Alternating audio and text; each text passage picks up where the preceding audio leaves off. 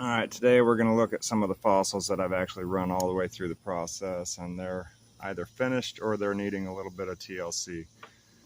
This first group right here is going to be some of the corally stuff.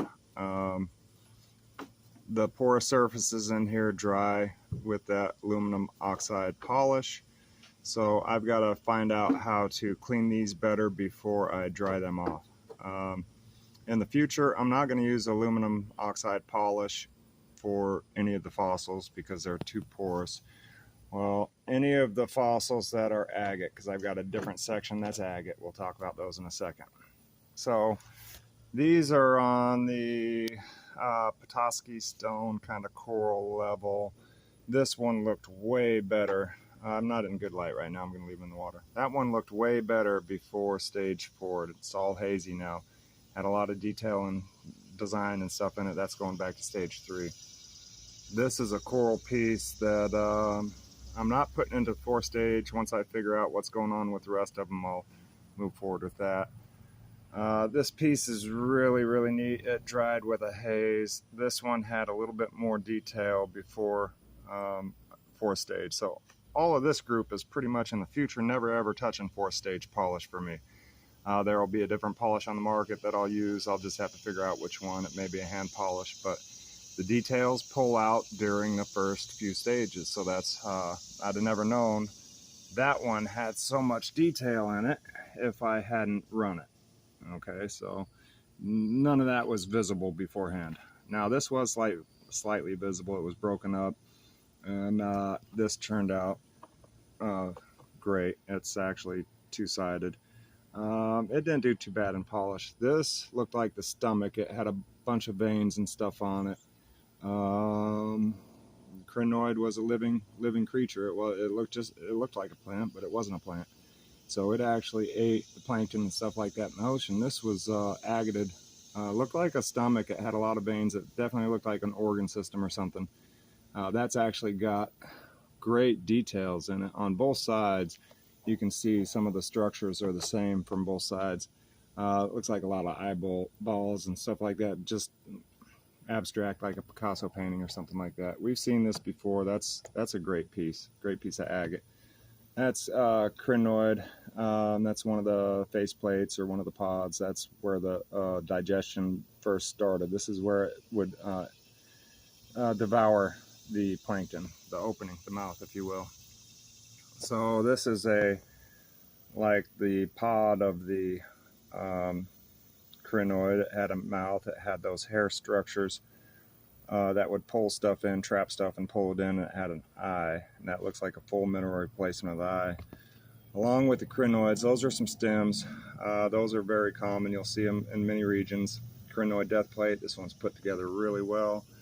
This is a crinoid piece that looks like one of these, just broken in half, and just a portion of it, not a full piece. This is a crinoid death plate, agate and purple geode, and it is beautiful. It's got some greens and pinks and beautiful colors in it. Some of this other crinoid death plate is just amazing. This is more sediment based, but it is agated. This one was more sediment than agate because that broke apart. This one's entirely agate, and your core structure components for the crinoid stem systems and skeletal structures, if you will. So this one is like a agated coral, and honestly it looked way better before we got into the final stage. So that one will be going back into stage 3 for some cleaning. All right, these are agate portions, agate replacement portions of the crinoid, all showing signs of it.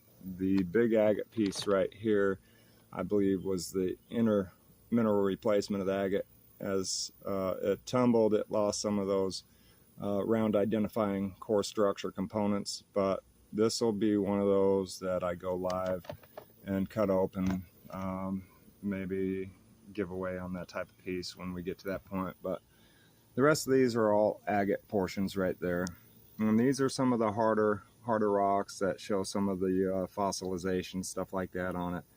So these actually, half of them polished decent, half of them didn't. These aren't the type of stone I'm going to run all the way through. I'll get it cleaned up and get the details pulled out of it, and I'll look to hand polish or a different solution to polish it. That one right there dried really hazy. This one's with the eye in it's good. A couple of these just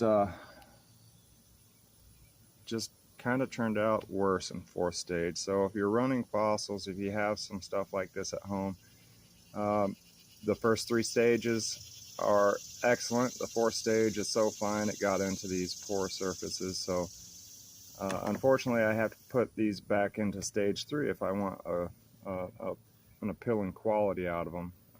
I had a much better quality out of them after stage 3, so they'll be going back. So this is kind of what has finished the process. I've got a lot of stuff mid-process, stuff waiting between stages. These are all examples of what's already gone all the way through and how they turned out, and my process is still being defined and adjusted. Seems like every turn. I put a barrel in yesterday that's going to be out in 3 days. It's got some great fossils in it. We're going to check on those after 3 days in stage 1. I've got 2 surprise barrels that'll also be coming out. One along with that one on Monday, and then I've got one on Tuesday coming out. So we'll have a bunch of this stuff coming through in the next few days. Thank you very much. You have a wonderful day, and thank you for joining us.